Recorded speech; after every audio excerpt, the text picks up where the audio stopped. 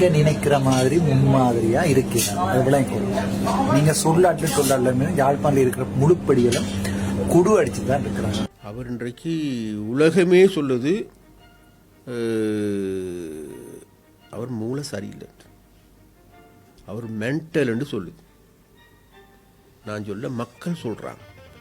ஏன்னு கேட்டால் வேறு எதுவும் இல்லை, மக்கள் மத்தியில் என்னத்தை கதைப்பது, யாரோடு கதைப்பது, எப்படி கதைப்பது, எந்த கோணத்தில் கதைப்பது என்பது கூட புரியாமல் உளறுகின்ற நபராக மாறியிருக்கிறார்.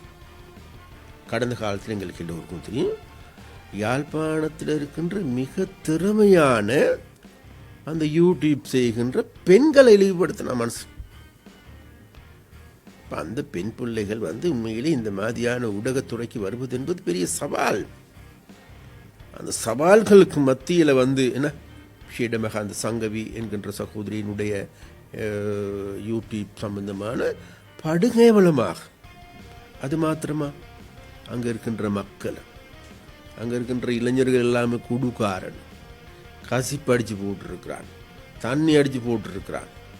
அது மாத்திரமா வெளிநாட்டில் இருக்கின்றவன் அவன்லாம் சும்மா எல்லாம் மென்டல் ஆகி இருக்கின்றான் என்ற வகையான கூற்றுக்கள் என்பது உண்மையிலேயே இது இன்றைக்கு யாழ்ப்பாணத்து மக்களால் ஜீரணிக்க முடியாது. யாழ்ப்பாணத்து மக்களால் வெறுத்தொதுக்கப்படுகின்ற நபராக மாறியிருக்கின்றார் ஒன்று.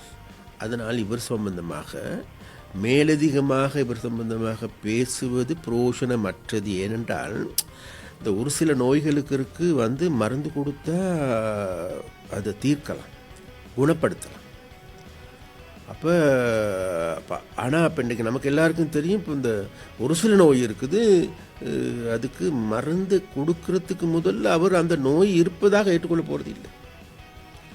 அப்போ அந்த நோய் இருப்பதாக ஏற்றுக்கொள்ளாத நபர்களுக்கு மருந்து கிடையாது.